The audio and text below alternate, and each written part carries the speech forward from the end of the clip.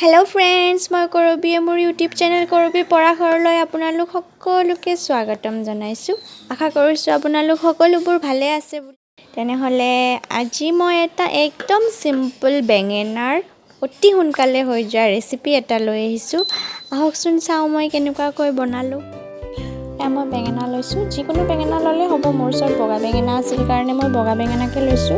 ইয়াত ব্যৱহাৰ কৰিম নৰসিংহ পাত কেইটামান, কাজু, আদা আৰু কেইটামান নহৰু আৰু লগতে এটা পিয়াজ।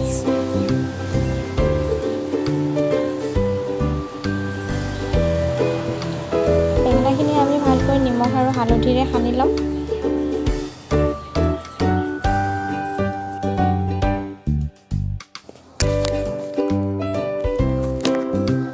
পিয়াজ, আদা, নহৰু, নৰসিংহ পাত আৰু কাজুখিনি আমি ভালকৈ গ্ৰাইণ্ড কৰি ল'ম।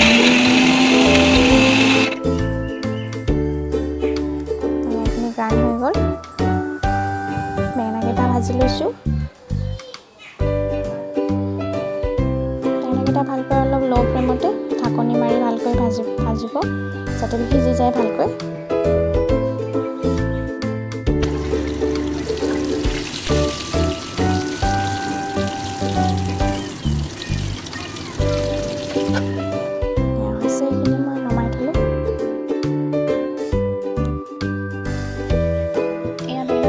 তেলখিনিতে মই পেষ্টখিনি দি দিছোঁ।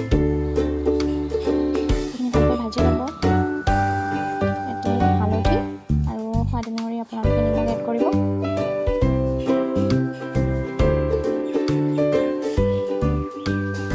এইখিনি ভাজি ল'ব যাতে ইয়াৰ কেঁচা গোন্ধখিনি গুচি যায় আদা নহৰু।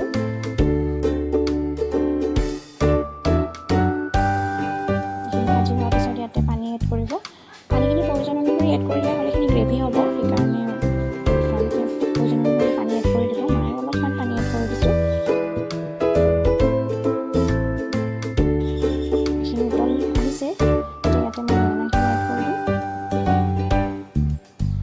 দিয়াৰ পিছত ভালকৈ এইখিনি ঢাকনি মাৰি অলপ সিজিব দিম।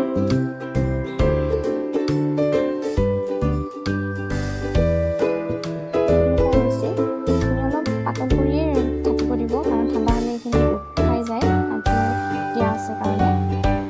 এইখিনি হৈছে, মই নমাই দিলোঁ। আমাৰ বেঙেনা ৰেচিপি ৰেডি।